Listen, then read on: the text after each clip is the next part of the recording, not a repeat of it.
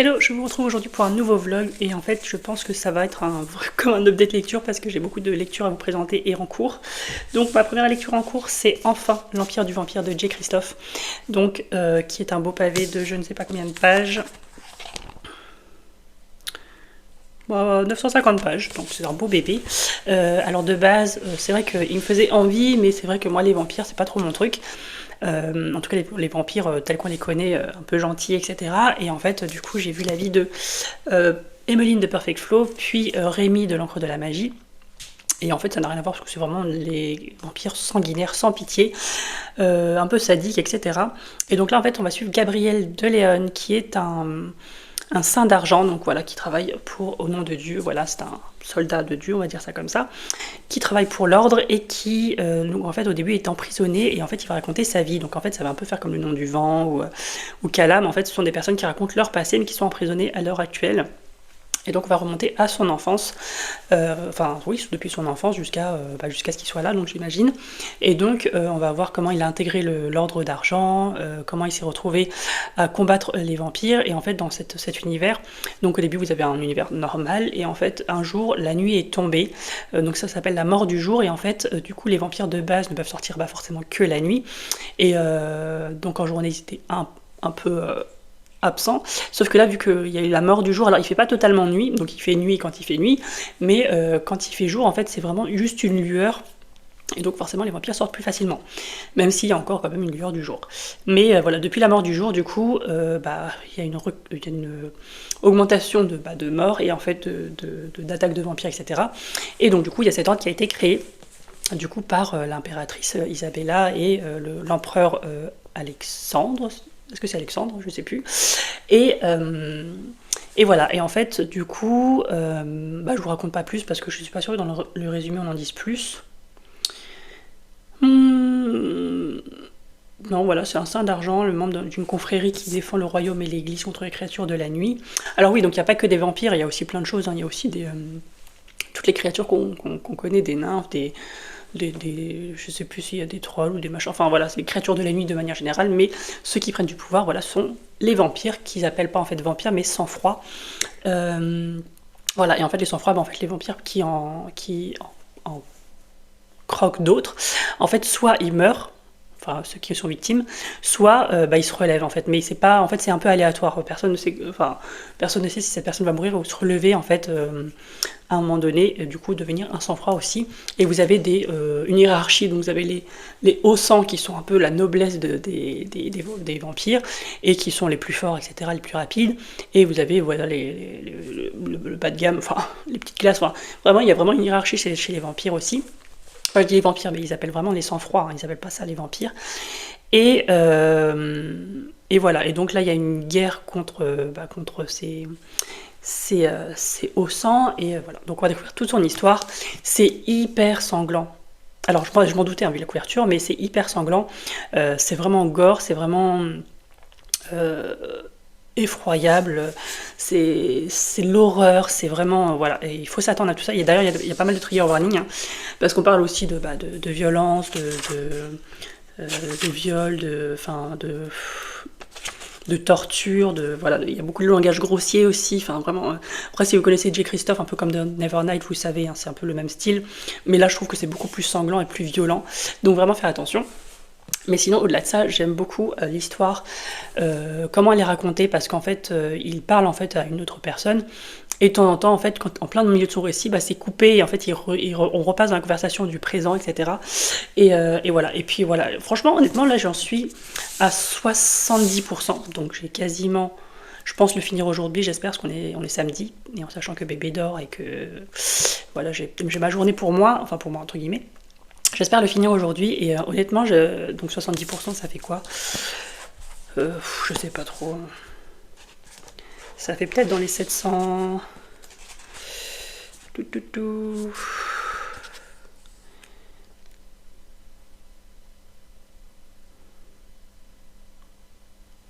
Ouais, j'ai peut-être lu 650 pages, et honnêtement, je les ai pas vues passer parce que... Alors, je l'ai commencé...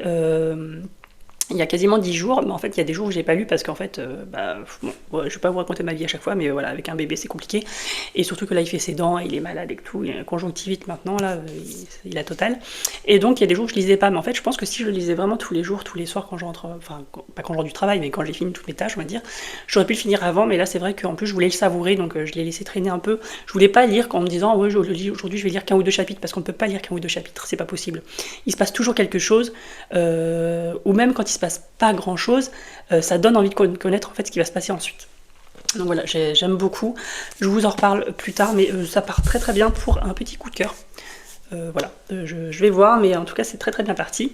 Ensuite j'ai lu et terminé, donc celui-là vous n'aurez pas de dette en cours, c'est The Unrelenting Earth de Kritika Echraou. Le premier tome c'est The Surviving Sky, que j'ai lu... Est-ce que c'était l'année dernière? J'ai dû faire une relecture au moins de la fin du premier tome, parce que je me souvenais plus trop de la fin et des explications, parce que ça part un peu sur quelque chose de... Alors pour vous dire le résumé, donc on est dans un monde de fantasy, donc à mythologie indienne et hindouiste. Et en fait, on suit du coup un couple donc, qui ont 11 ans de mariage derrière eux, un bagage, etc. Donc lui est architecte. En fait, les architectes, eux, ont un certain pouvoir qui arrive en fait à contrôler la conscience des plantes, etc. et à faire voler ces ashrams, donc ces villes flottantes. Et vous avez du coup, donc lui c'est Iravan et elle c'est Ahilia, qui elle en fait, une classe lambda, elle est plus orientée vers l'histoire et vers... elle cherche une façon en fait de... En fait, elle cherche des réponses à ces questions. En fait, comment on en est arrivé là, ces ashrams, parce qu'en fait, il y a effectivement une terre, mais en fait, elle est ravagée par des earth rages, donc des tempêtes un peu mortelles. Et en fait, du coup, c'est pour ça que les gens vivent en élévation, parce que du coup, c'est invivable sur Terre. Et vous avez des yakshas, donc des espèces de créatures qui vivent en fait sur Terre. Donc, elles se demandent comment il peut y avoir des créatures, voilà, alors que la Terre est assez hostile, etc. Alors je dis la Terre, c'est le territoire, mais après ça s'appelle pas la Terre parce que c'est la fantaisie. Et donc je pense que vous voyez, vous avez une ville, etc. Et voilà. Et en fait, vous avez pas mal de questions du coup d'inspiration indienne et hindouiste, donc au niveau de la culture, etc. Mais vous avez aussi cette question de classe, parce qu'en fait les architectes, limite, c'est des dieux vénérés en fait, parce que comme c'est eux qui font voler les ashrams et qui, en gros, ont ces capacités, etc. Ils sont un peu vénérés et ils sont un peu élevés au rang, pas au rang de Dieu, mais voilà, ils sont la plus haute caste. Et pendant ce temps-là, il y en a qui meurent de faim, qui galèrent, etc. Et elle, en fait, elle veut du coup faire bouger tout ça. Et lui, en fait, et c'est ça en fait qui les a séparés au fur et à mesure du temps, parce qu'on voit qu'ils ont quand même des sentiments, mais ils ont vraiment des façons de voir différentes. Et on voit de toute façon parce qu'ils font partie de classes différentes. Et on voit qu'ils ont un bagage et que voilà, ils sont pas toujours d'accord. Et que voilà, c'est vraiment des personnages matures, parce qu'après 11 ans de mariage, voilà, c'est pas vraiment des petits jeunes qui viennent de se rencontrer, qui viennent de tomber amoureux, etc. Donc c'est vraiment différent, et c'est ça que j'ai aimé aussi. C'est que c'était très réaliste au niveau de leur relation. Et forcément, on va découvrir des choses par rapport à ces Earth Rages, ces tempêtes, ces yakshas, ces créatures, et c'est surtout cette mythologie autour de la conscience des... Alors, est-ce que c'est des plantes ou la nature de manière générale? Comment ça fonctionne? Parce qu'en fait, personne ne sait vraiment comment ça fonctionne. C'est arrivé un jour, en fait. Et voilà, donc on va découvrir toute cette mythologie. Dans ce second tome, je ne peux pas trop vous dire de quoi ça parle, mais c'est vrai qu'on est plus...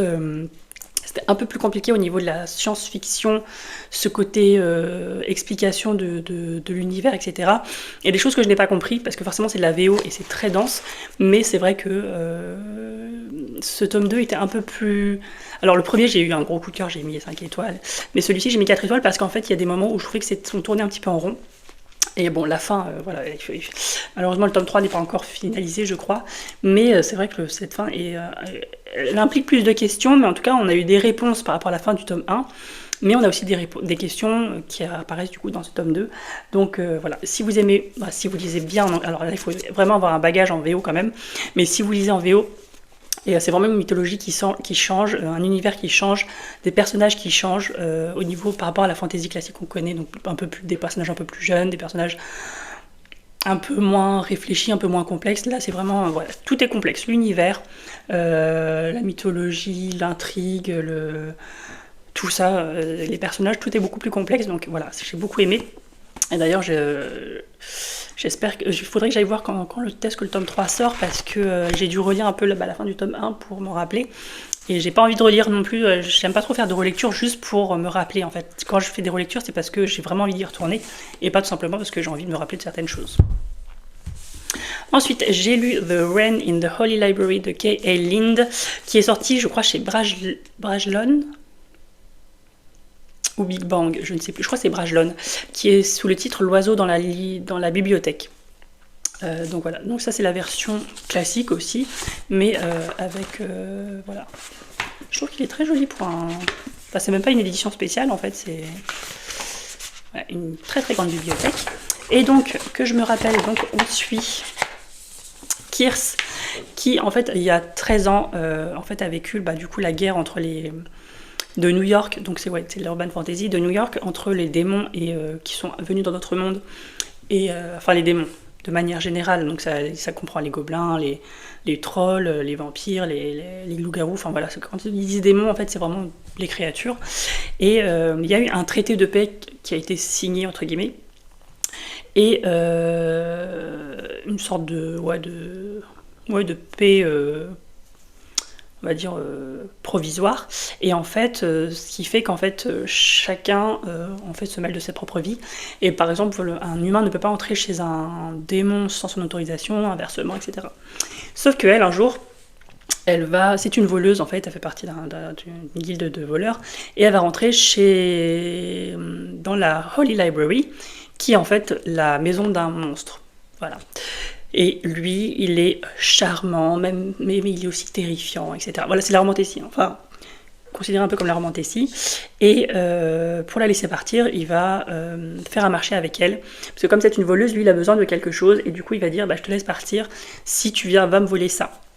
Et donc forcément elle va accepter et elle va offrir du coup ses capacités de voleuse à ce monsieur que je ne sais plus comment il s'appelle, et pourtant je l'ai lu là il y a 2 semaines. Et donc voilà, ils disent que elle va peut-être pas s'en sortir parce que lui ça fait des centaines d'années qu'il existe, etc. Donc voilà, et tout part de là, et donc elle, il faut qu'elle vole en fait un artefact particulier, mais elle ne sait rien de plus en fait, à quoi ça sert, etc., son histoire. Et voilà, donc forcément, il y a des choses très prévisibles, parce que ça reste de la romantécie, il y a des tropes très prévisibles, et une romance très prévisible. Alors moi, j'ai un problème en fait avec les romances entre des personnes, donc elle est jeune, je crois qu'elle a une vingtaine d'années, quelque chose comme ça, peut-être 25, quelque chose comme ça, et lui il a des centaines d'années. Voilà. Et ces romances, voilà, je comprends pas. Enfin, quand c'est entre 2 jeunes personnes ou entre 2 dieux, de démons, de machin, voilà. Mais c'est vrai que, voilà, en plus c'est limite, enfin, pas instantané, mais ils se rencontrent pour la première fois et elle se dit direct, oh, il a un charme, machin et tout. Puis à chaque fois qu'elle y pense, c'est physique en fait. Et je me dis, mais il a failli te tuer, tu t'es contrainte de voler un truc pour lui, et au final, voilà.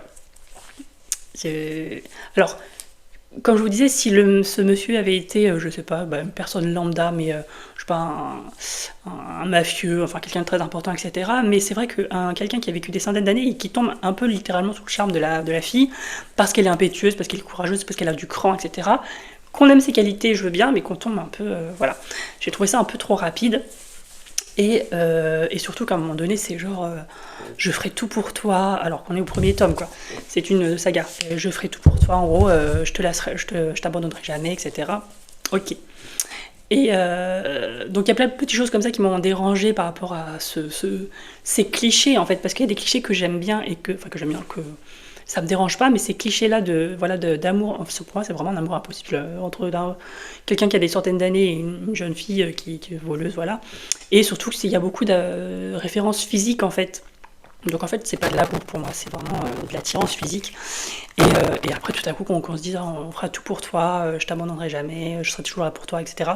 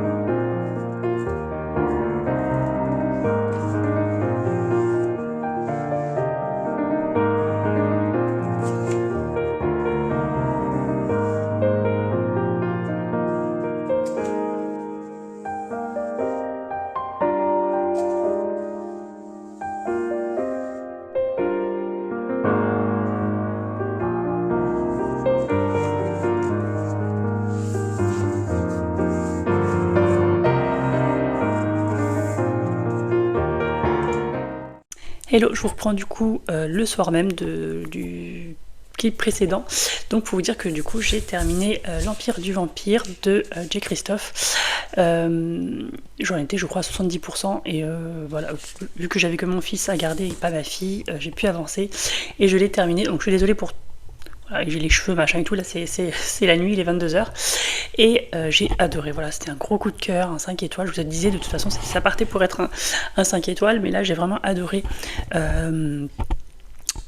Comment vous en dire davantage sans trop vous en dire, je peux pas dire grand chose en fait, mais c'est vrai qu'on a pas mal de révélations déjà tout au long du roman, mais là vers la fin il y a beaucoup plus de choses qui arrivent, il y a des grosses surprises, il y a l'apparition de personnages, il y a une intrigue aussi,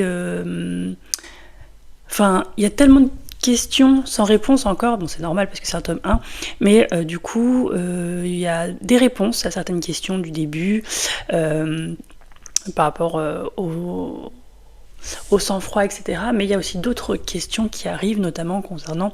on parle de certaines batailles qui ont eu lieu, mais nous, en fait, on n'en sait rien encore. Donc, en fait, ça va être raconté certainement, parce que là, on a des bribes. En fait, on alterne entre le présent, le moment où, en fait, il est jeune et il va intégrer, du coup, l'ordre d'argent, et le moment où il a à peu près 32 ans. Là, je crois qu'il en a 35. Et voilà, donc en fait il y a un gros trou en fait, et du coup on nous parle de bataille, de défaite, enfin pas de défaite mais de victoire du coup de Gabriel, mais dont on ne sait pas encore grand chose. En gros ce laps de temps, donc je pense qu'il y a tout ça, et il y a toujours cette chose par rapport à du coup à la mort du jour, en fait le fait de trouver une solution, et qui est notamment, on parle dès le début du Saint Graal qui mettrait fin à la mort du jour et qui ferait revenir la lumière, etc. Donc on en parle beaucoup plus du coup dans la fin du roman, et ouais, c'était hyper prenant. Enfin honnêtement, quand j'ai repris ma lecture là à 70%, je me suis pas arrêtée, j'ai lu d'une traite le reste, alors qu'il fait quand même 950 pages, donc 30%, ça doit faire quand même pas mal de pages, mais ouais, je me suis pas arrêtée, et honnêtement, si j'avais eu le tome 2 sous la main, parce que je ne l'ai pas, j'aurais peut-être enchaîné, peut-être pas ce soir parce que là je suis un peu fatiguée, du coup je viens juste de coucher mon fils, mais parce qu'en fait il a fait des grandes siestes aujourd'hui, donc du coup ça a décalé tous ses repas, et c'est normalement on couche vers 21h, sauf que là tout a été décalé, ce qui dormait entre 2 heures par sieste, voire 2h30. À un moment j'ai dû le réveiller parce que sinon ça allait faire trop tard. Et pourquoi je dis ça? Oui, parce que de toute façon je suis trop fatiguée ce soir, mais peut-être que je l'aurais commencé demain. Donc en l'occurrence je ne vais pas lire l'Empire des damnés ce mois-ci, parce que de toute façon j'ai déjà fait ma palle, on est déjà mi-février, mais voilà, je pense que ça va pas trop tarder. En sachant que je vais peut-être le laisser passer un petit peu encore, parce que le tome 3 n'est pas encore annoncé en français. Et voilà, un gros coup de cœur. Alors de base c'était Emmeline de la chaîne Perfect Boy qui l'avait lu, qui avait adoré, et du coup suite à son avis je l'avais acheté, parce que j'avais quand même adoré Nevernight, et je l'ai laissé quand même un peu traîner, parce que c'est vrai que bon, on savait qu'il n'y avait pas encore la suite de sortie, etc. Et donc le tome 3 a été annoncé cette année en VO. Donc en français ce sera peut-être en 2026, et après j'ai vu l'avis de Rémi qui l'a lu récemment en fait, et Rémi de l'encre de la magie, et qui a adoré. Et bon voilà, c'est deux personnes en qui je fais confiance pour les fantaisies adultes, donc je me suis lancée, et voilà. Et donc j'ai vraiment hâte de lire le tome 2, en sachant que là j'étais en train du coup de parler avec certaines personnes sur Instagram qui me disaient que le tome 2 était tout aussi original, tout aussi prenant, addictif, etc. Donc de toute façon je me fais pas de soucis, et apparemment j'ai vu qu'Emeline avait eu aussi un coup de cœur pour le deuxième tome, donc je me fais pas trop de soucis à ce niveau là. Ensuite, je suis en train de lire, j'avais lu le premier tome en janvier, donc là je suis en train de lire le tome 2, donc La Reine Traîtresse de Daniel L. Jensen, c'est la suite du Pont des Tempêtes, chez Brajlon. Je vous avais dit que c'était une lecture, je crois que c'était dans un des vlogs, où je lisais des livres un peu populaires, et c'est vrai qu'il y en a beaucoup qui ont des coups de cœur sur cette duologie. Alors moi, le premier tome, je crois que j'ai mis 3,5, parce que la fin me donnait quand même envie de le lire, mais c'est vrai que les personnages, alors c'est vrai que Arène c'est un green flag, voilà, Lara est quand même un peu badass, elle sait se battre, elle sait machin. Et puis vous avez quand même une intrigue, voilà, qui implique aussi de la politique et du commerce, etc. Mais c'est vrai que je trouvais que les personnages manquaient en profondeur, et l'intrigue aussi, et que j'avais vu la fin à des kilomètres. Mais Mais il y a quelque chose à la fin qui me donnait envie de continuer. De toute façon, j'avais déjà acheté les 2 tomes d'un coup, donc je l'avais lu en lecture commune avec Marine. Là, c'est toujours la même chose. Là, j'en suis à 50%, donc j'ai lu le 2e palier, donc j'attends Marine. Et on est toutes les deux d'accord pour dire qu'on préfère ce tome 2, en tout cas ce début de tome 2, qui entre dans le vif du sujet, qui y a pas mal d'action, ça bouge pas mal, et c'est beaucoup plus intéressant parce qu'on rencontre de nouveaux personnages, etc. Donc moi je préfère en tout cas ce début de tome 2 que le début du tome 1. Après peut-être que ça va retomber comme un soufflet, je ne sais pas, mais en tout cas je préfère, je vous en parle quand j'aurai lu davantage ce tome 2. Et j'ai lu du coup je suis en train de lire mon premier... alors j'avais fait une vidéo 12 livres pour 2025, donc des recommandations de booktubers ou d'instagrammeurs. Et donc là c'est le premier que je lis, donc c'est Magie en perdition, c'est le tome 1 de Highland Magic d'Hélène Harper chez Urban, collection Urban Fantasy chez Bookmark. Donc il est très court, hein, je crois qu'il fait 300, ouais, il fait 330 pages. Et puis chez Bookmark c'est écrit assez gros. Enfin, en tout cas moi je trouve, hein, après ça se trouve que vous avez trouvé ça petit, et c'est assez aéré.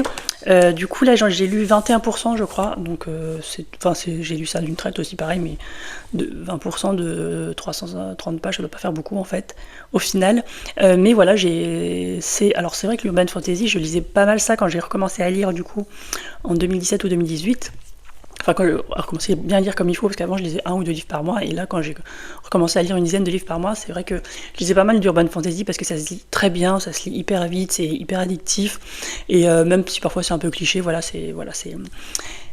ça glisse tout seul quoi en fait. Et après j'ai découvert la fantasy de manière générale, et plus particulièrement la fantasy adulte, et la fantasy adulte mais plus de temps. Pour vous dire, celui-ci j'ai mis une dizaine de jours, sachant que normalement un roman de 300-400 pages, je le lis en 2-3 jours, sauf que là, celui-là était un peu plus lourd, on va dire, et plus complexe, et en plus il y a des jours où je l'ai pas lu parce que j'étais fatiguée, mais j'aurais pu, je pense, le finir en une semaine. Et du coup, ça se lit hyper vite. Donc là, on va suivre, du coup, comment s'appelle-t-elle? J'ai déjà oublié.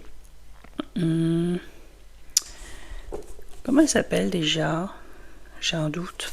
Et pourtant, je viens de le lire. Ah oui, Integrity, donc c'est son nom, en anglais ça doit faire différemment qu'en français. Et en fait, elle est de base, elle fait partie des SIDE, donc S-I-D-H-E, donc des familles de fées en fait, tout simplement. Et à ses 11 ans, elle s'est enfuie en fait, parce qu'en fait, c'est une fille bâtarde en fait, donc elle est un peu maltraitée par ses compères, et puis du coup elle s'est enfuie, et elle a intégré du coup une guilde de voleurs, et donc au début en fait elle doit voler un saphir je crois avec ses compagnons. Quand ils arrivent, le coffre est vide, et en fait il va s'avérer que en fait ça fait partie de l'intrigue en fait, ce début de roman, et en fait c'est pas marqué dans le résumé, donc je vais peut-être pas vous le dire, mais bon, les circonstances vont faire qu'elle va devoir contacter l'héritier du clan Moncrief, donc l'un des plus grands clans de Cid, et qu'elle a déjà côtoyé auparavant quand elle était plus jeune, et voilà, donc a priori ils disent que voilà, j'imagine que ça va être un charmeur, etc., mais qu'il va être un peu imbu de lui-même, je ne sais pas trop. Et ce que j'aime bien, c'est qu'elle a beaucoup d'humour. Et enfin, il y a beaucoup d'humour en fait en général dans l'urban fantasy, mais là il y en a pas mal, et dont venant aussi de l'actrice, du personnage principal féminin.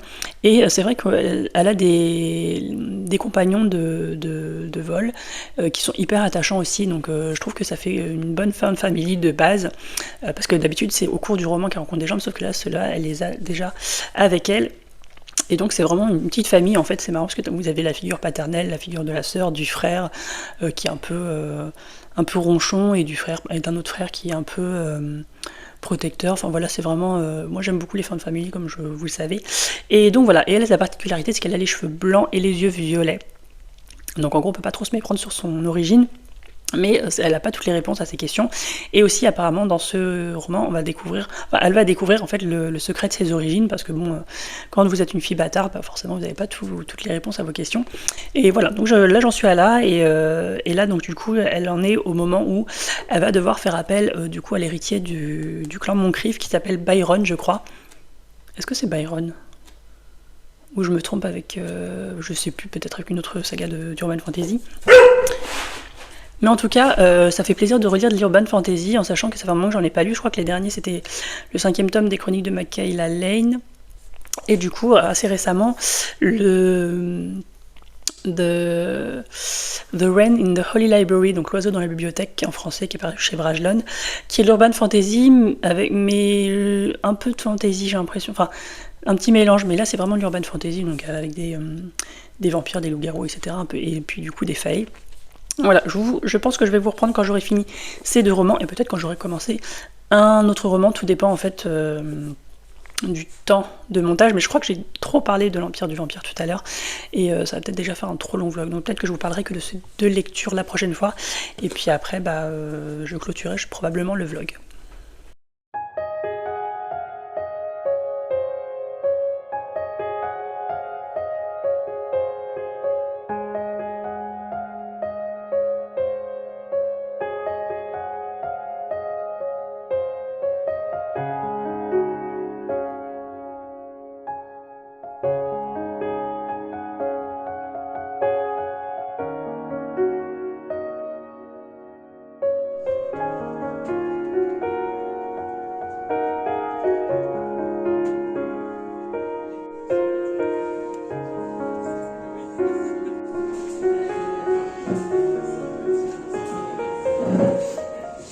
Hello, je vous retrouve du coup pour la dernière partie du vlog du coup où je vais vous parler des lectures en cours, c'est ça. Donc j'ai terminé La Reine Traîtresse de Daniel L. Jensen, je crois que je vous en ai parlé la dernière fois, donc c'est le tome 2 de la duologie Le Pont des Tempêtes, donc la première duologie. Et bien j'ai préféré ce tome 2 au premier tome, parce que je vous disais que le premier tome avait mis énormément de temps à m'intéresser, et surtout les personnages, bien que voilà, les personnages sont corrects, voilà, il n'y a pas de relations problématiques, etc. J'ai trouvé que le personnage était assez plat, et je trouvais que c'était plutôt du young adult, donc ça aurait plutôt pu être pour moi chez Big Bang plutôt que chez Brajlon, bien que les personnages soient adultes. Et là, ce que j'ai bien aimé, c'est que dès le début du roman, forcément, vu qu'on suit le premier tome, on est directement au cœur de l'action et on suit les événements de la fin du premier tome, et que c'était un peu plus dynamique. Mais c'est vrai qu'en milieu de roman, j'ai trouvé que c'était un peu long à... On va dire que ça stagnait un petit peu au niveau de la résolution, on va dire ça comme ça. Voilà, donc j'ai préféré ce tome 2, mais c'était pas non plus une lecture transcendante. Alors je suis désolée si vous avez adoré cette duologie, mais j'avoue que j'ai du mal à comprendre le coup de cœur en fait. Alors oui, ça se lit, je pense que pour des personnes qui ont lu cette duologie en n'ayant pas trop lu de fantasy et pas trop de romantasy, je pense que c'est une très bonne lecture. Mais voilà, après avoir lu beaucoup de romantasy et beaucoup de romans, on va dire, de romantasy et de romans adultes, je pense que c'est bien pour commencer, ou alors pour une lecture assez rapide, et donc j'ai passé un bon moment quand même, mais c'est vrai que c'est pas la lecture du siècle, et c'est pas une lecture voilà, qui me restera en tête, et je pense pas du coup lire les autres duologies. Il y a une deuxième duologie qui est sortie, je crois, pour le moment. Il y en a une troisième qui est sortie en VO, mais voilà, je pense pas lire la suite. Ensuite, j'étais en train de lire Magie en perdition, je vous en ai parlé aussi la dernière fois. Donc je l'ai terminé, et je pense que je lirai la suite parce que j'aime beaucoup l'humour de l'héroïne. Et aussi le fait qu'elle soit en fait un peu une paria en fait par rapport à son clan, parce qu'elle a quitté son clan, et quand elle avait 11 ans elle a fui, et c'est vrai que du coup elle a un peu une haine envers eux, mais bon voilà, par un concours de circonstances ils vont devoir travailler ensemble, et voilà, j'aime beaucoup l'humour. Il y a aussi pas mal de magie, donc les créatures habituelles, mais vous avez aussi une sorte de génie qui est très drôle aussi, et puis voilà, ça se lit très vite, c'est très court, mais honnêtement je lirai la suite parce que ça m'a beaucoup plu. Ensuite, et celle-là je pense que je ne vous l'ai pas présentée, c'est Impitoyable Serment, donc j'avais le premier tome aussi du coup en janvier, là en février, et c'est vrai que j'ai beaucoup aimé parce que dans la continuité du premier tome, en fait, ça reste très touchant et beaucoup dans l'émotion. Alors forcément, je peux pas vous raconter ce qui se passe là, parce que ça spoilerait totalement le premier tome. On retrouve forcément nos 2 personnages. Il y a eu des complications à la fin du premier tome, avec une fin forcément qui demande une suite, et qui demande d'avoir la suite sous la main. Mais voilà, moi ce que j'ai beaucoup aimé, c'est que du coup, c'est pas du tout une romance... voilà, insta-love ou bien une romance voilà, basée sur le physique ou l'attirance, etc. C'est vraiment basé sur les mots, sur la gentillesse, l'émotion, comme je vous disais, et cet attachement. Enfin, vraiment, c'est très mignon comme romance, voilà, enfin c'est très mignon. C'est pendant la guerre, donc c'est pas mignon, mais vous avez aussi, d'ailleurs, ce que j'ai bien aimé aussi, c'est ce contraste en fait entre la guerre et la romance, en fait, donc quelque chose de très sombre, très violent, et puis on décrit des scènes assez dures. Forcément, on parle des tranchées, des bombes, voilà, des raids et tout, etc. Et puis vous avez cette romance qui s'installe, c'est des petits moments de bulles, des bulles de douceur en fait pendant ce récit, où ils échangent en fait leurs émotions, leurs craintes, et puis aussi des choses banales, comme ils demandent par exemple au début est-ce que vous buvez du thé, avec quoi, votre couleur préférée, enfin voilà. Des fois il y a des moments de légèreté, des moments d'humour même si ça reste assez rare, je vais pas dire rare, mais voilà, très peu dosé. Très peu dosé, enfin vous m'avez comprise. Et puis ouais, j'ai beaucoup aimé la résolution aussi. Je pensais pas du coup que ça irait dans cette direction. Si vous avez lu le tome 2, moi je pensais que ça continuerait dans la continuité, on va dire, de l'ambiance et du récit, de l'intrigue du premier tome. Mais c'est vrai que là on part un peu sur autre chose et j'ai beaucoup aimé aussi. Mais c'est vrai que, enfin, pourquoi je dis mais c'est pas quelque chose de négatif, mais c'est vrai que je m'attendais pas du tout à partir vers là, et voilà, moi je le trouve très touchant. C'est Rebecca Ross, vous savez que maintenant pour moi c'est vraiment, après avoir lu, j'en ai lu 4 de ses romans en VO, voilà, c'est une valeur sûre pour moi. D'ailleurs il y a un roman qui sort je crois au mois de mai, qui est dans l'univers de Divine Rivals, mais qui est je ne sais combien d'années avant, et ça va parler je crois de deux divinités, si je dis pas de bêtises.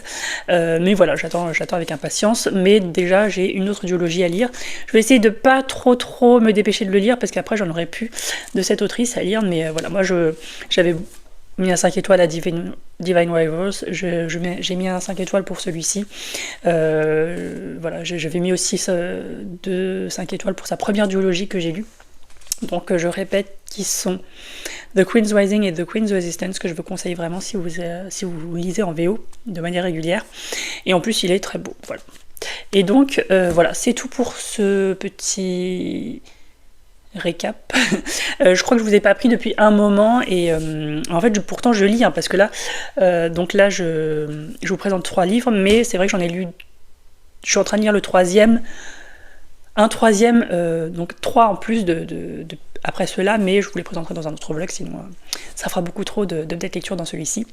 Donc n'hésitez pas à me dire si vous avez lu un de ces romans, s'il vous tente, et si vous ne savez pas quoi mettre en emoji, mettez-moi des petites lettres, des petites boîtes aux lettres, des stylos plumes, quelque chose qui a rapport avec l'écriture, et puis moi je vous retrouve pour une prochaine vidéo.